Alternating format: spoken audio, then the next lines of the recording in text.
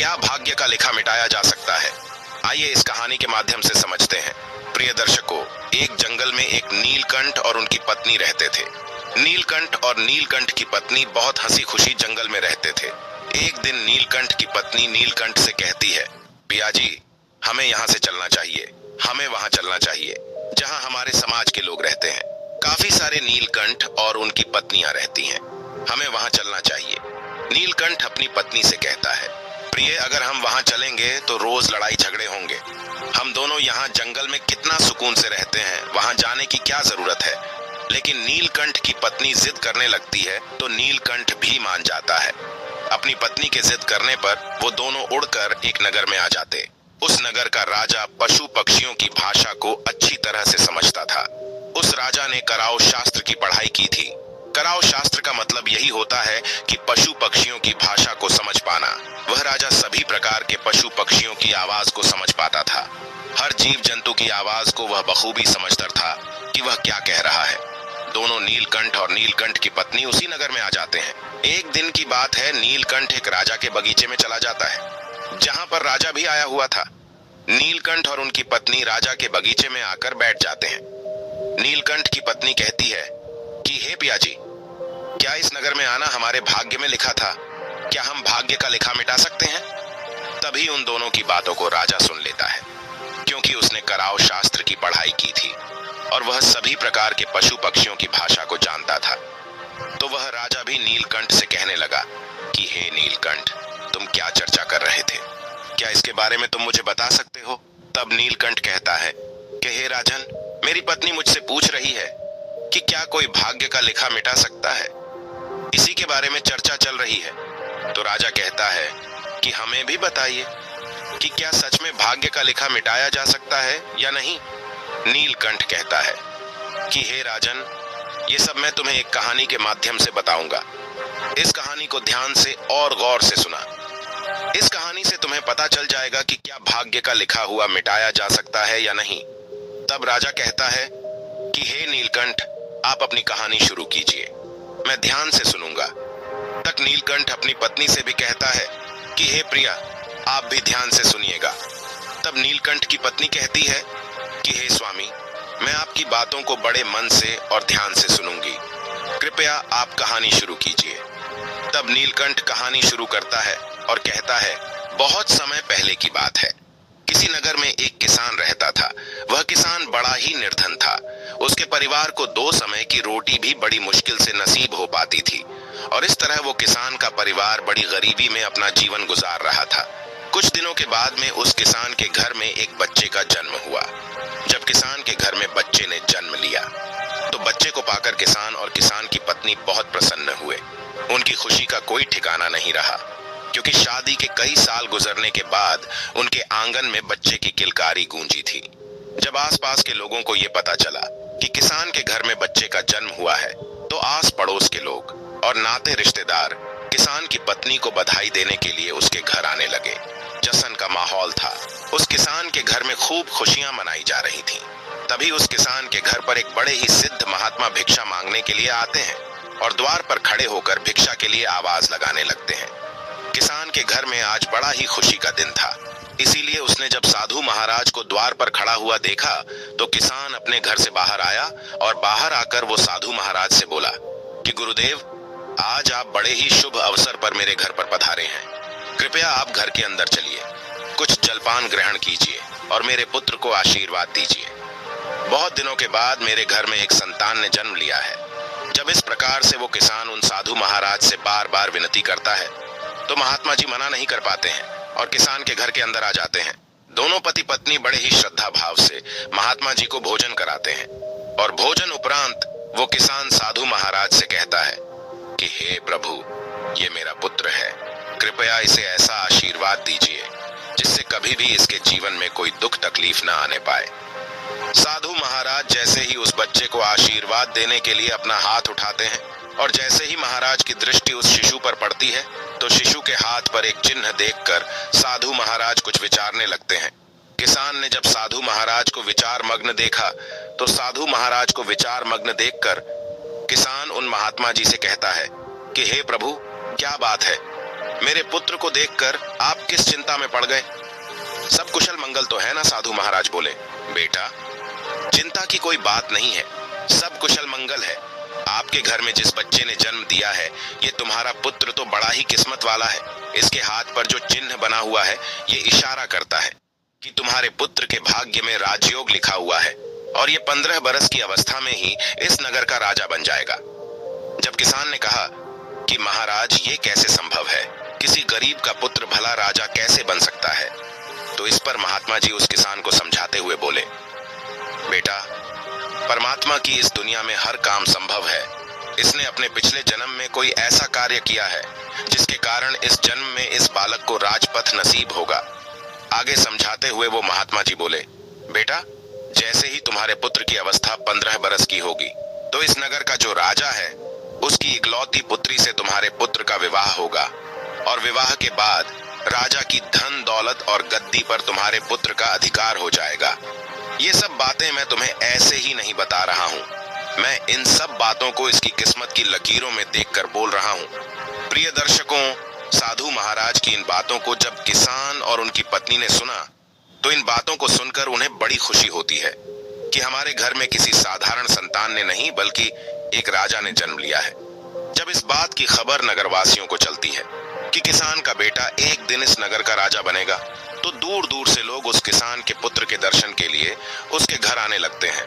प्रिय दर्शकों, इधर तो किसान के घर पर दूर दूर से लोग आ रहे थे, उधर जो उस नगर का राजा था जिसकी पुत्री के साथ में साधु ने विवाह की भविष्यवाणी की थी, वही राजा शिकार खेलने के लिए जंगल को जाता है और जंगल में जाकर अपना शिकार तलाश करने लगता है।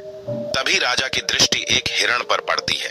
हिरण देखकर राजा अपना घोड़ा उस हिरण के पीछे दौड़ा देता है और उस हिरण का पीछा करते हुए राजा बहुत दूर निकल जाता है। उसके साथ में जो सैनिक थे वो भी पीछे छूट जाते हैं। राजा काफी देर तक उस हिरण का पीछा करता है, लेकिन वो उस हिरण का शिकार नहीं कर पाता है क्योंकि घने जंगल होने के कारण हिरण राजा की नजरों से ओझल हो जाता है। राजा को अपने शिकार का पीछा करते करते बहुत देर हो चुकी थी। इस कारण प्यास के मारे राजा का गला सूखने लगता है। पानी की तलाश में राजा ने चारों तरफ को अपनी नजर दौड़ाई, लेकिन आसपास उसे ऐसा कोई पानी का स्रोत नजर नहीं आया जहां जाकर वह अपनी प्यास बुझा सके। पानी की तलाश में राजा जब कुछ और आगे बढ़ता है तो उसे एक गांव नजर आता है। प्रिय दर्शकों, ये वही गांव था जिस गांव में उस किसान के घर में एक बच्चे ने जन्म लिया था। जब राजा उस गांव के और नजदीक पहुंचा तो उसे गांव के बाहर एक कुटिया नजर आई जहां एक साधु महाराज कुटिया के बाहर ध्यान मग्न बैठे हुए थे। राजा महात्मा जी के पास में पहुंचा, महात्मा जी को प्रणाम किया और प्रणाम करके राजा बोला कि प्रभु, मुझे बहुत जोरों की प्यास लगी है, यदि कुछ जल मिल जाए तो आपकी बड़ी मेहरबानी होगी। साधु बोले, राजन, आप थोड़ा इंतजार करिए, मैं अभी आपके लिए पानी लेकर आता हूँ। और इतना कहकर महात्मा जी कुटिया के अंदर चले गए। जब महात्मा जी कुटिया से बाहर आए तो उनके हाथ में एक जल से भरा हुआ लोटा था। साधु महाराज ने जल से भरा हुआ लोटा राजा को पकड़ाया। राजा ने पानी पीकर अपनी प्यास बुझाई। प्रिय दर्शकों, पानी पीकर राजा जैसे ही चलने को हुआ तो उसकी दृष्टि उन लोगों पर पड़ गई जो इकट्ठी होकर किसान के घर उसके पुत्र का दर्शन करने के लिए जा रहे थे। जब राजा ने बहुत से लोगों को जाते हुए देखा तो ये देखकर उसने उन महात्मा जी से पूछा कि प्रभु, ये इतने सारे लोग इकट्ठे होकर कहाँ जा रहे हैं? राजा के पूछने पर साधु ने बताया कि राजन, ये सब लोग इकट्ठे होकर उस किसान के घर को जा रहे हैं जहां कुछ समय पहले एक बच्चे ने जन्म लिया है।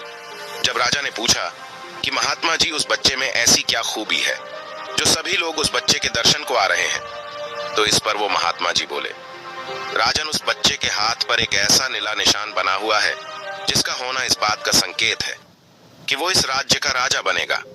राजा बोला, महात्मा जी, ये सब झूठी बातें हैं, ऐसा कभी नहीं हो सकता क्योंकि इस राज्य का राजा तो मैं हूं। भला मैं उस गरीब किसान के पुत्र को अपने राज्य का राजा क्यों बनाऊंगा? साधु बोला, राजन, कोई इंसान ना तो किसी को राजा बना सकता है और ना ही गरीब बना सकता है। बनाने वाला और बिगाड़ने वाला तो कोई और ही होता है। और रही बात उस किसान के पुत्र की राजा बनने की, तो मैं आपकी जानकारी के लिए बता दूं कि आज से 15 वर्ष के बाद उस किसान के पुत्र का विवाह आपकी इकलौती बेटी के साथ में होगा और विवाह के बाद वो इस नगर का राजा बन जाएगा। राजा ने कहा, महात्मा जी, कौन सी बेटी किसकी बेटी? मेरे तो कोई औलाद ही नहीं है। फिर आपकी भविष्यवाणी कैसे सच साबित हो सकती है? साधु महाराज बोले, राजन, आज से 1 वर्ष के बाद में आपकी रानी की कोख से एक कन्या जन्म लेगी। उसी कन्या के साथ में इस गरीब किसान के पुत्र का विवाह होगा और विवाह के उपरांत वो इस नगर का राजा बन जाएगा। प्रिय दर्शकों, साधु महाराज के मुख से जब राजा इन बातों को सुनता है तो इन बातों को सुनकर वह खुश होता है और दुखी भी होता है। खुश इसलिए होता है क्योंकि राजा की कोई संतान नहीं थी। जब उसे पता चलता है कि उसके घर में भी एक कन्या जन्म लेगी, वो भी एक बेटी का बाप बनेगा, तो ये जानकर राजा को बड़ी खुशी हुई। लेकिन उसके दुख का कारण ये था कि जैसा साधु महाराज ने बताया था कि तुम्हारी पुत्री का विवाह गरीब किसान के बेटे से होगा, तो ये जानकर राजा दुखी हो जाता है और उसे गुस्सा भी आता है।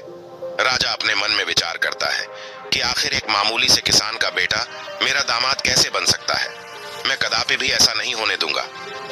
प्रिय दर्शकों, ये विचार कर राजा उन साधु महात्मा से कहता है कि आपको क्या लगता है, एक मामूली से किसान के बेटे के साथ में मैं अपनी पुत्री का विवाह कर दूंगा।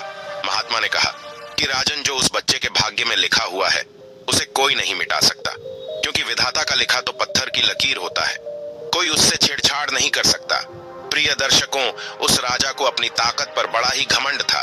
उसने कहा कि महात्मा जी, चाहे कुछ भी हो जाए, मैं अपनी बेटी का विवाह उस 2 कौड़ी के किसान के बेटे से हरगिज नहीं होने दूंगा। और रही बात विधाता के लिखे की, तो मुझ में इतनी सामर्थ्य है कि मैं उस विधाता के लिखे को भी मिटा के रख दूंगा। महात्मा जी ने मुस्कुराते हुए कहा कि राजन, मैं भी यही हूं और आप भी यही हो। पहले वो समय आने दो, फिर देखते हैं कि क्या होता है, कौन किस पर भारी पड़ता है। राजा ने कहा, ठीक है महात्मा जी, समय आने दो, फिर आप देखना। और ये कहकर राजा साधु महाराज को प्रणाम करके अपने घोड़े पर सवार होकर अपने महलों को चल देता है। महल पहुंचकर राजा विचार करता है कि ऐसा क्या किया जाए जिससे लाठी भी ना टूटे और सांप भी मर जाए। मैं ऐसा क्या करूं कि जिससे ऐसी नौबत ही नहीं आए कि मुझे अपनी बेटी का विवाह उस गरीब किसान के बेटे से करना पड़े। पूरी रात राजा इसी उधेड़बन में गुजार देता है। काफी सोचने के बाद उसे एक युक्ति नजर आई। अगले दिन राजा अपना ब्राह्मण भेष बनाकर उस किसान के गांव में जाता है। गांव पहुंचकर जब उसने गांव वालों से पूछा कि उस किसान का घर कौन सा है जिस घर में कुछ दिन पहले एक बच्चे ने जन्म लिया है, तो गांव वालों ने उस गरीब किसान के घर का पता बता दिया। पता पूछकर राजा उस किसान के घर पर पहुंचा और बाहर से ही आवाज लगाई कि क्या कोई घर में है, हमें कुछ दान करो, हम भूखे ब्राह्मण हैं। प्रिय दर्शकों, आवाज सुनकर किसान अपने घर से बाहर आता है और किसान ब्राह्मण को प्रणाम करता है और कहता है कि हमें कुछ दान दे दो, हम बहुत दूर से चलकर आए हैं। और फिर ब्राह्मण किसान से कहता है कि मैं भाग्य भी देखता हूं, मुझे ऐसा लग रहा है कि तुम्हारे घर में कोई पुत्र भी है और तेरे पुत्र के हाथ में, दाएं हाथ में नीले रंग का निशान है। किसान कहने लगा, हाँ बाबा। ब्राह्मण कहने लगा, हम सब कुछ जानते हैं, आप उसे पुत्र को हमें दिखा दो। वह किसान अपने पुत्र को घर से लेकर बाहर आया और ब्राह्मण को दिखाने लगा। उसके बाद ब्राह्मण कहने लगा कि यदि यह पुत्र तुम्हारे साथ रहेगा तो 15 साल के बाद इसकी मृत्यु हो जाएगी, और यदि तुम इस बच्चे को किसी को दान कर दोगे तो 15 वर्ष बाद वह तुम्हें लौटा जाएगा, और यदि तुम इस बच्चे को अपने पास रखना चाहते हो तो यह मर जाएगा। इस बात को सुनकर किसान रोने लगा और कहने लगा, बाबा, हम अपने बच्चों को अपने से अलग नहीं कर सकते हैं। ब्राह्मण कहने लगा, यदि तुम किसी और को नहीं देना चाहते तो मुझे इसे दे दो, 15 वर्ष के बाद ये मैं तुम्हें लौटा दूंगा। राजा समझाते हुए बोला, भाई देखो, मैं आपका बच्चा आपसे हमेशा के लिए थोड़े ही मांग रहा हूं। मैं तो तब तक के लिए मांग रहा हूं जब तक वो 15 वर्ष का ना हो जाए। जब उसको 15 वर्ष पूरा हो जाए, जब उसकी विवाह योग्य उम्र हो जाए, तो मैं तुमको तुम्हारा बच्चा वापस लौटा दूंगा। फिर आप अपने पुत्र के साथ में सुखपूर्वक रहना। प्रिय दर्शकों, सीधा साधा किसान जब भेष बदले हुए राजा की इन बातों को सुनता है तो उसे राजा की बातों में सच्चाई नजर आती है और वह किसान बच्चा देने के लिए हाँ कर देता है। उस बेचारे को नहीं पता था कि यह ब्राह्मण के भेष में इस नगर का राजा है और उसकी इन बातों के पीछे कुछ और ही मंशा छुपी हुई है। किसान अपनी पत्नी के पास में जाता है और अपनी पत्नी से कहता है कि प्रिय, हमारे दरवाजे पर एक बड़े ही दयालु ब्राह्मण आए हुए हैं और वह बच्चा हमारे पास रहेगा तो 15 वर्ष के बाद उसकी मृत्यु हो जाएगी। इसीलिए वो हमारे बच्चे का लालन पालन करना चाहते हैं। अपनी पति की इन बातों को सुनकर पहले तो उस किसान की पत्नी मना करती है, लेकिन किसान जब अपनी पत्नी को बताता है कि वो हमारा बच्चा हमेशा के लिए नहीं बल्कि कुछ सालों के लिए अपने घर रखना चाहते हैं, तो यह सुनकर किसान की पत्नी भी अपने बच्चे को ब्राह्मण को देने के लिए तैयार हो जाती है। दोनों पति पत्नी अपनी कलेजे के टुकड़े को लेकर घर के बाहर आते हैं और ब्राह्मण बने हुए राजा को अपना बच्चा देते हुए कहते हैं कि हे ब्राह्मण देव, हम अपना बच्चा तो आपको दे देंगे, लेकिन हमारी एक शर्त है। जब ब्राह्मण बने राजा ने पूछा क्या शर्त है, तो किसान की पत्नी बोली कि जब मेरा बेटा 15 बरस का हो जाए तो तुम्हें हमारा बच्चा वापस करना होगा। यदि आपको हमारी ये शर्तें मंजूर हो तो ही हम तुम्हें अपना बच्चा दे सकते हैं। राजा ने कहा, मुझे तुम्हारी सभी शर्त मंजूर है, अब आप मुझे अपना बच्चा दे दीजिए। जब आपका बच्चा 15 वर्ष का हो जाएगा और उसकी विवाह योग्य उम्र हो जाएगी तो मैं तुम्हारा बेटा वापस कर जाऊंगा। अब आप विलंब ना करिए और अपना बच्चा मेरे हवाले कर दीजिए। मैं इस बच्चे का आपसे भी ज्यादा अच्छा ख्याल रखूंगा। प्रिय दर्शकों, इस प्रकार वो किसान दंपति अपने बच्चे के हित के खातिर अपने नवजात शिशु को ब्राह्मण बने हुए राजा के हवाले कर देते हैं और राजा खुशी खुशी उस बच्चे को लेकर आगे को चल देता है। राजा आज बहुत प्रसन्न था क्योंकि आज वो अपनी योजना में सफल हो रहा था। राजा बच्चे को लेकर के एक नदी किनारे पहुंचा। नदी किनारे पहुंचकर राजा ने सोचा कि मैं इस बच्चे का गला दबाकर इसका काम तमाम कर देता हूं और मारने के बाद मैं इस बच्चे की लाश को नदी के जल में प्रभावित कर दूंगा। लेकिन बच्चे का जब उसने मासूम चेहरा देखा तो उस बच्ची का चेहरा देखकर राजा का विचार बदल गया था। तेरा क्या बिगाड़ा है जो तू इसे मारना चाहता है? क्यों इस मासूम बालक की हत्या का पाप अपने सिर लेना चाहता है? इस पाप के लिए तो तुझे नरक में भी जगह नहीं मिलेंगी। प्रिय दर्शकों, राजा जब अपनी अंतरात्मा की इस आवाज को सुनता है तो उसके हाथ कांपने लगते हैं। वो बच्चे की हत्या नहीं कर पाता है। फिर सोचता है कि ऐसा क्या करूं जिससे मेरे हाथों इस बच्चे की हत्या भी ना हो और भाग्य का लिखा भी मिट जाए। काफी सोच विचार कर राजा इस निर्णय पर पहुंचा कि मैं इस बच्चे को एक लकड़ी के बक्से में बंद करके जिंदा ही जल में बहा देता हूं, जिससे मैं बाल हत्या के पाप से भी बच जाऊंगा और इसके साथ में मेरी बेटी की शादी भी नहीं होगी। प्रिय दर्शकों, यही विचार कर राजा एक ऐसा संदूक तैयार करता है जिसमें बच्चे को सांस भी मिलती रहे और वो पानी में भी ना डूबे। संदूक तैयार होने के बाद राजा उस किसान के बेटे को लकड़ी के संदूक में रखता है और उस संदूक को नदी के बहते हुए जल में प्रवाहित कर देता है। ये सब करने के बाद राजा अपने महलों को चल देता है। आज राजा बहुत ही प्रसन्न था कि आज मैंने विधाता के लिखे को मिटा दिया, क्योंकि राजा सोच रहा था कि जिस संदूकों को मैं बहाकर आया हूं वो संदूक जब गहरी नदी में जाएगा और नदी में कोई बवंडर पड़ेगा तो नदी के बवंडर में फंसकर संदूक डूब जाएगा और उस बच्चे की मृत्यु हो जाएगी। जब बच्चा ही नहीं रहेगा फिर कैसे इसके साथ में मेरी बेटी का विवाह होगा? यही सोचकर राजा बड़ी निश्चिंतता के साथ में अपने नगर को लौट गया। लेकिन प्रिय दर्शकों, उधर तो वो राजा उस किसान के बच्चे को नदी में बहाकर वहां से चला गया। इधर क्या हुआ कि वह संदूक बहता हुआ किसी अन्य नगर के किनारे पर जा पहुंचा। उस नगर का एक धनवान सेठ रोज सुबह सवेरे ही नदी में स्नान करने के लिए आता था। उस दिन जब वो सेठ नदी पर स्नान करने आया तो उसे नदी के जल में बहता हुआ संदूक नजर आया। सेठ ने जल में बहते हुए संदूक को देखा तो बहते हुए उस संदूक के पास में पहुंच गया और उस संदूक को खोलकर देखने लगा। प्रिय दर्शकों, जैसे ही सेठ ने संदूक खोलकर देखा तो उसने देखा कि संदूक में एक नवजात शिशु बड़े आराम से लेटा हुआ है और अपने पैर का अंगूठा चूस रहा है। ये देखकर तो सेठ के आश्चर्य की सीमा न रही। सेठ ने तुरंत बच्चे को उठाया और उसे सीने से लगा लिया।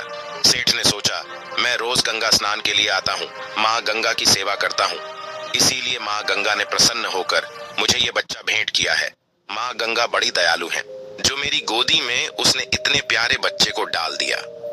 सेठ ने माँ गंगा को प्रणाम किया और उस बच्चे को लेकर अपने घर अपनी पत्नी के पास में पहुंच गया।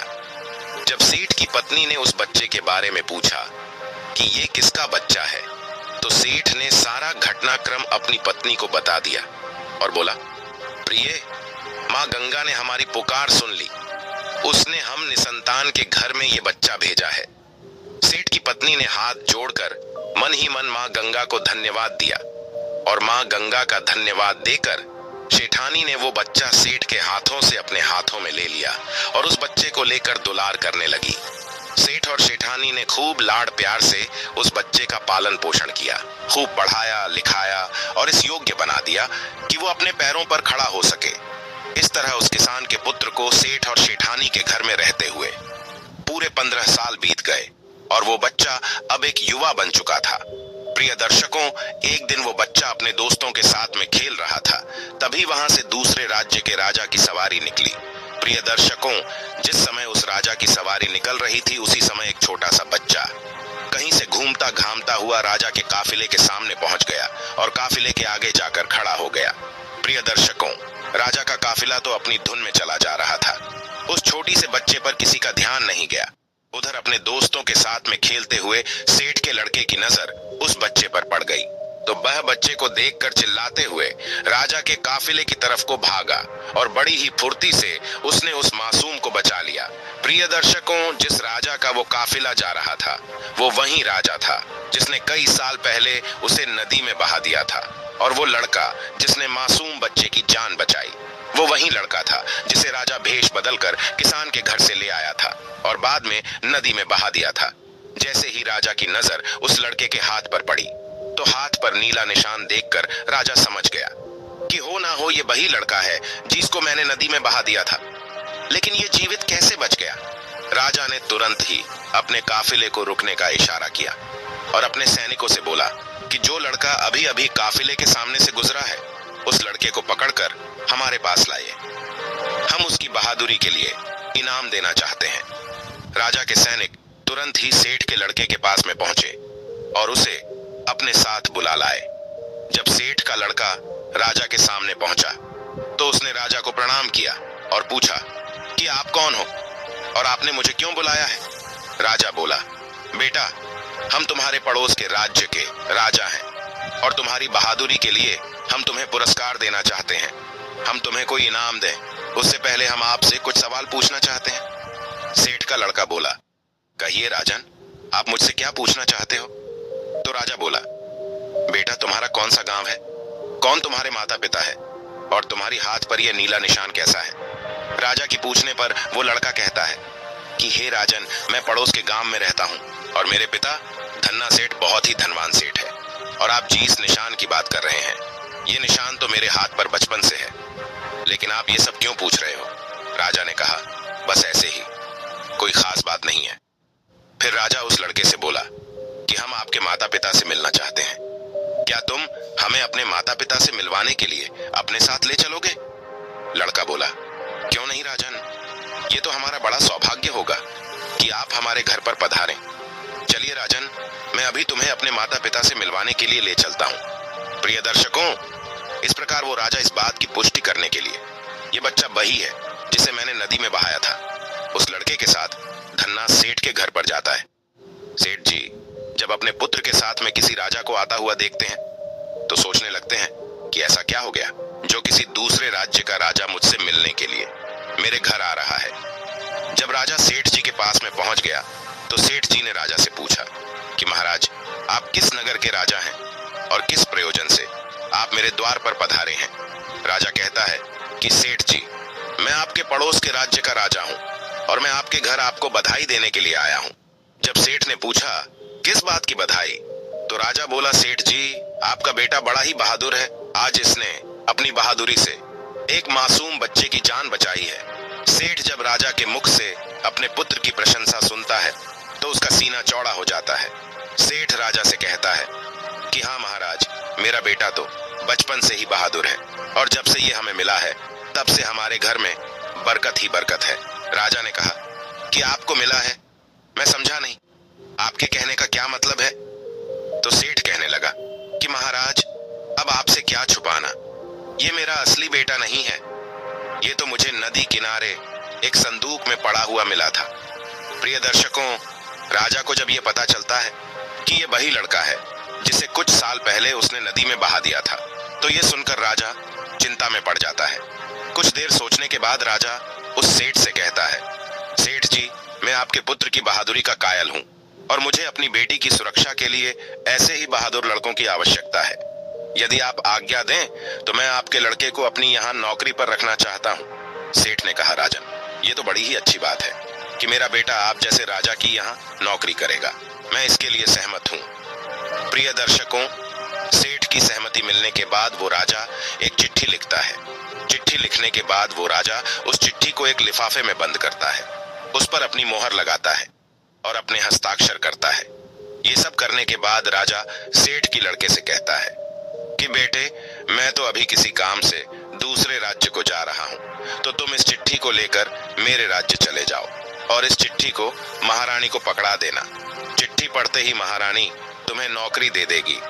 प्रिय दर्शकों, इधर तो राजा अपने कांपले को अपने साथ में लेकर आगे बढ़ जाता है, उधर कुछ सेठ का लड़का राजा के नगर को चल देता है। चलते चलते सेठ का लड़का एक घने जंगल में पहुंचा। जंगल में पहुंचकर वो लड़का मार्ग भटक गया और मार्ग भटक कर वो दूसरी दिशा में बढ़ गया। प्रिय दर्शकों, जिस मार्ग पर वो आगे बढ़ रहा था वो रास्ता डाकुओं के अड्डे पर जाता था और इस प्रकार वो चलते चलते डाकुओं के अड्डे पर पहुंच गया। वहां पहुंचकर उसकी नजर एक झोपड़ी के ऊपर पड़ी। झोपड़ी को देखकर सेठ के लड़के ने अपने मन में विचार किया कि क्यों ना आज की रात इस झोपड़ी में ही ठहर कर बिताई जाए। प्रिय दर्शकों, ये विचार कर सेठ की लड़के ने झोपड़ी की तरफ अपने कदम बढ़ा दिए। जैसे ही वो लड़का उस झोपड़ी के अंदर पहुंचा और जैसे ही उसने झोपड़ी के अंदर को झांका तो अंदर का नजारा देखकर वो हैरान रह गया, क्योंकि जो झोपड़ी बाहर से टूटी फूटी नजर आ रही थी, उस झोपड़ी के अंदर नीचे जाने के लिए सीढ़ियां बनी हुई थी और उन सीढ़ियों का दूसरा सिरा एक आलीशान महल तक जाता था। प्रिय दर्शकों, जैसे ही लड़का सीढ़ियां उतरकर नीचे महल में पहुंचा तो उसने देखा कि एक बूढ़ी महिला खाना बना रही है। जब उस बुढ़िया की नजर उस लड़के पर पड़ी तो लड़के को देखकर वो बुढ़िया बोली, बेटा तुम कौन हो, कहां से आए हो और बिना इजाजत तुम अंदर कैसे प्रवेश कर गए? सेठ के लड़के ने सारा घटनाक्रम उस बुढ़िया को बताया और कहा कि मैया, मैं रास्ता भटक कर आपके पास आ गया हूँ। यदि आप मुझे एक रात ठहरने की इजाजत दे दें तो आपकी बड़ी मेहरबानी होगी और मैं वचन देता हूँ कि प्रातः होते ही मैं यहाँ से चला जाऊंगा। सेठ के लड़के की इन बातों को सुनकर वो बुढ़िया बोली, बेटा तुम्हारे यहाँ रुकने में मुझे तो कोई आपत्ति नहीं है, लेकिन तुम नहीं जानते हो जिस जगह पर तुम अभी खड़े हो ये जगह डाकुओं का अड्डा है। यदि उन्हें पता चल गया कि कोई अनजान व्यक्ति हमारे अड्डे पर आया है तो वो तुम्हें जिंदा नहीं छोड़ेंगे। सेठ का लड़का बोला, मैया रात बहुत हो गई है और आगे जंगल का रास्ता है। इतनी रात में मैं कहाँ जाऊंगा, कहाँ रहूंगा? मुझे तो रास्ते का भी ज्ञान नहीं है, मैं रास्ता भटक चुका हूँ। अगर बाहर गया तो जंगली जानवर मुझे मारकर अपने मुंह का निवाला बना लेंगे। अब ऐसी स्थिति में मैया आप ही मुझे कोई रास्ता दिखाइए जिससे मेरे प्राण बच जाए। प्रिय दर्शकों, सेठ के लड़के की इन बातों को सुनकर उस बुढ़िया को उस लड़के पर दया आ गई। उसने रात गुजारने की इजाजत दे दी। कुछ समय के बाद डाकू अपने अड्डे पर वापस आते हैं। जैसे ही उनकी नजर घर के कोने में सोए हुए सेठ के उस लड़के पर पड़ती है तो वे उस बुढ़िया से पूछते हैं कि अम्मा जी, ये लड़का कौन है और ये हमारे अड्डे पर क्या कर रहा है? डाकुओं के पूछने पर वो बुढ़िया कहती है, बेटा ये बहुत ही नेक दिल बच्चा है और ये नौकरी की तलाश में राजा का पैगाम लेकर राजमहल को जा रहा है। इससे तुम्हें कैसा भी खतरा नहीं है। बेचारा मार्ग भटक गया है और यहाँ आ पहुंचा। डाकू बोले, मैया तू भी कितनी भोली है, किसी को भी पनाह दे देती है। किसी ने यदि हमारे बारे में दुष्ट राजा को बता दिया तो राजा हमारा जीना दुष्भर कर देगा। तभी दूसरा डाकू बोला, रुको मैं अभी इस लड़के की तलाशी लेता हूँ, कहीं ये राजा का गुप्तचर तो नहीं है। और ऐसा कहकर वो सोते हुए सेठ के लड़के की तलाशी लेने लगता है। जब डाकू सेठ के लड़के की तलाशी लेता है तो उसे सेठ के लड़के की जेब से राजा का लिखा हुआ पैगाम मिलता है, जिस पर राज्य की मोहर और राजा के हस्ताक्षर किए हुए थे। बड़ी सावधानी के साथ वो डाकू उस चिट्ठी को खोलता है और चिट्ठी में रखी हुई चिट्ठी को बाहर निकालकर पढ़ने लगता है। चिट्ठी पढ़कर डाकू कहता है, छी छी, हमारे राज्य का राजा कितना घटिया राजा है। जब बुढ़िया पूछती है कि बेटा ऐसा इस चिट्ठी में क्या लिखा हुआ है जिसे पढ़कर तुम अपने ही नगर के राजा को घटिया राजा बोल रहे हो, तो बूढ़ी औरत के पूछने पर डाकू उस महिला से कहता है कि मैया चिट्ठी में लिखा है कि रानी, जैसे ही ये लड़का तुम्हारे पास में पहुंचे और जैसे ही तुम इस चिट्ठी को पढ़ो तो चिट्ठी पढ़ने के साथ ही इस लड़के को मार कर कहीं दूर फेंकवा देना और ये काम मेरे आने से पहले हो जाना चाहिए। मैं इसे क्यों मरवाना चाहता हूँ और मैंने क्यों नहीं मारा? इन सवालों का जवाब मैं नगर आकर तुम्हें दे दूंगा। प्रिय दर्शकों, डाकू के मुख से चिट्ठी में लिखी हुई बातों को जब बुढ़िया ने सुनी तो बुढ़िया कहने लगी कि बड़ा ही दुष्ट राजा है, जिसके हाथों से चिट्ठी भिजवा रहा है उसी को मरवाने का आदेश भी दे रहा है। प्रिय दर्शकों, यह सुनकर उस बुढ़िया ने अपने मन में विचार किया कि मुझे इस मासूम को किसी भी तरह कोई भी उपाय करके बचाना चाहिए। उसने डाकुओं से कहा कि तुम इस चिट्ठी को बदल दो। इस चिट्ठी के स्थान पर एक दूसरी चिट्ठी तैयार करो और उसमें लिखो कि रानी, मैं जिस लड़की को तुम्हारे पास भेज रहा हूँ ये बड़ा ही नेक लड़का है और मैंने ये लड़का अपनी पुत्री के विवाह के लिए चुना है। इसीलिए रानी, जैसे ही ये लड़का तुम्हारे पास में मेरा पैगाम लेकर पहुंचे तो तुम राजकुमारी का विवाह इस लड़के से कर देना।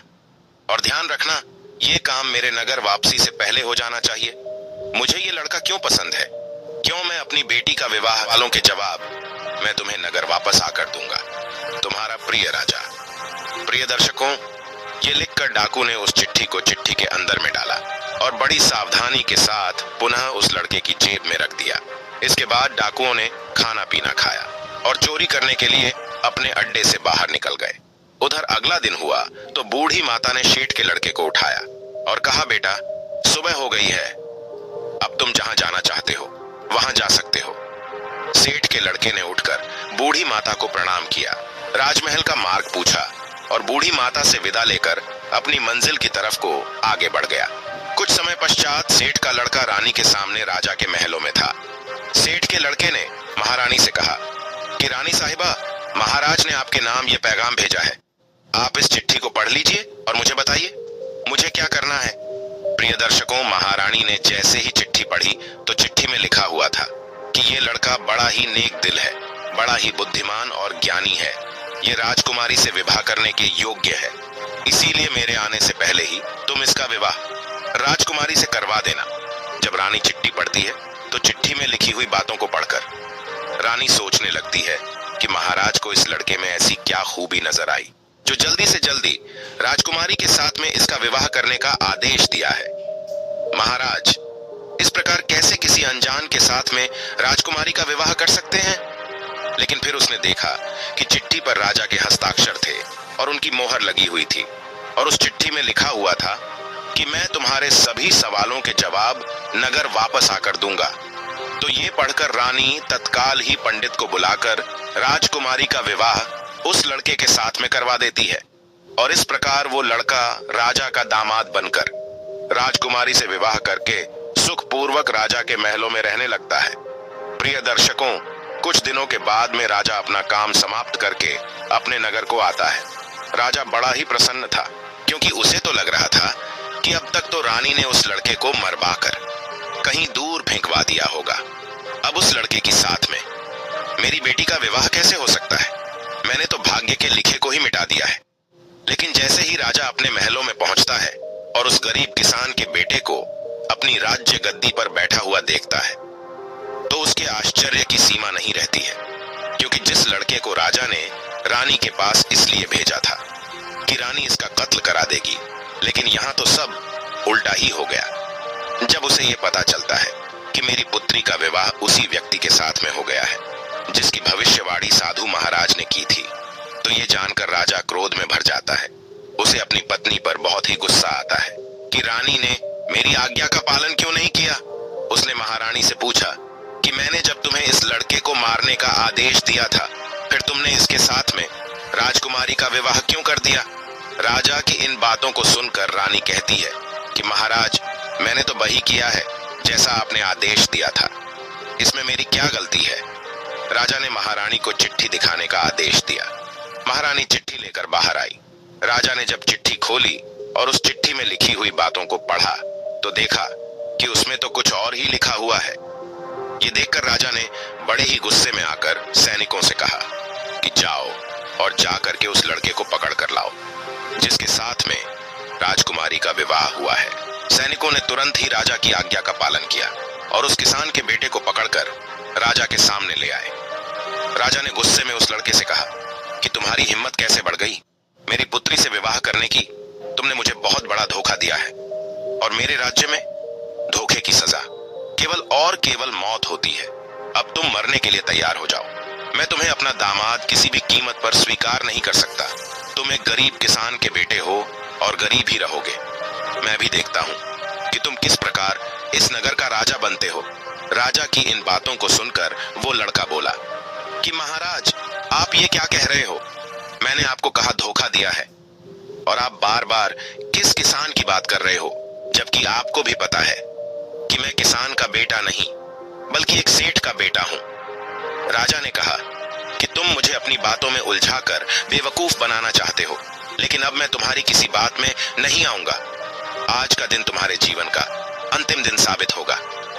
और इतना कहकर राजा अपनी तलवार उठा लेता है। राजा के हाथ में तलवार देखकर राजकुमारी राजा के सामने खड़ी हो जाती है और कहती है कि पिताजी, आप जिस पर तलवार चला रहे हैं वो मेरे पति परमेश्वर हैं। उन्हें मारने से पहले तुम्हें मुझे मारना होगा।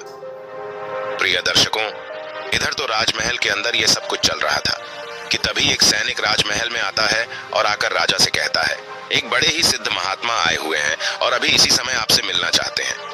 राजा ने कहा, ठीक है, महात्मा जी को अंदर ले आओ। आदेश मिलते ही सैनिक दौड़ा हुआ महात्मा जी के पास जाता है और उन्हें अपने साथ में ले आता है। राजा ने उठकर महात्मा जी को प्रणाम किया और उनके आने का प्रयोजन पूछा। महात्मा ने कहा कि लगता है राजन, आपने मुझे पहचाना नहीं।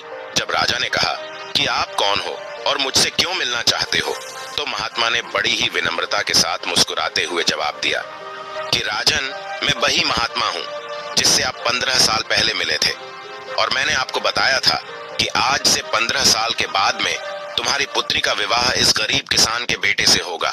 लेकिन तुमने कहा था कि मैं राजा हूँ और मैं कुछ भी कर सकता हूँ, लेकिन देखा राजन, जो नियति में होता है वही होकर रहता है। प्रिय दर्शकों, जब राजा साधु की इन बातों को सुनता है तो हाथ जोड़कर कहता है कि गुरुदेव, आप सच कहते थे कि कोई ना तो किसी का भाग्य मिटा सकता है और ना ही उसमें कोई बदलाव कर सकता है। जो भी जिसके भाग्य में लिखा हुआ है वो उसको मिलकर ही रहता है। मैं भाग्य के हाथों हार चुका हूं। महात्मा ने कहा कि राजन, भाग्य के सामने कोई नहीं जीत सकता, इसीलिए अब तुम व्यर्थ की चिंता छोड़ो। किसान के बेटे को अपना दामाद स्वीकार करो और अपना राजपाट उसे सौंपकर मेरे साथ जंगलों में चलो। सच्चा सुख तो ईश्वर की भक्ति में है। प्रिय दर्शकों, इस प्रकार वो राजा अपना सारा राजपाट किसान के पुत्र को सौंपकर सभी से क्षमा मांगकर महात्मा जी के साथ में जंगलों को चला जाता है। इधर किसान का बेटा उस नगर का राजा बनकर सुखपूर्वक अपना जीवन बिताने लगता है। तब नीलकंठ पक्षी कहता है कि हे राजन, क्या अब आप जान ही गए होंगे कि भाग्य का लिखा हुआ कभी नहीं मिटाया जा सकता। जो होना होता है वह होकर ही रहता है। तब राजा कहता है कि हाँ नीलकंठ, मैं अच्छी तरह से समझ गया हूं कि कोई भी अपने भाग्य का लिखा हुआ नहीं मिटा सकता। तो प्रिय दर्शकों, हमारी आज की कहानी यहाँ समाप्त होती है। हम उम्मीद करते हैं कि आपको हमारी आज की यह कहानी पसंद आई होगी और आप इससे ढेर सारी प्रेरणा लेंगे। मिलते हैं अगली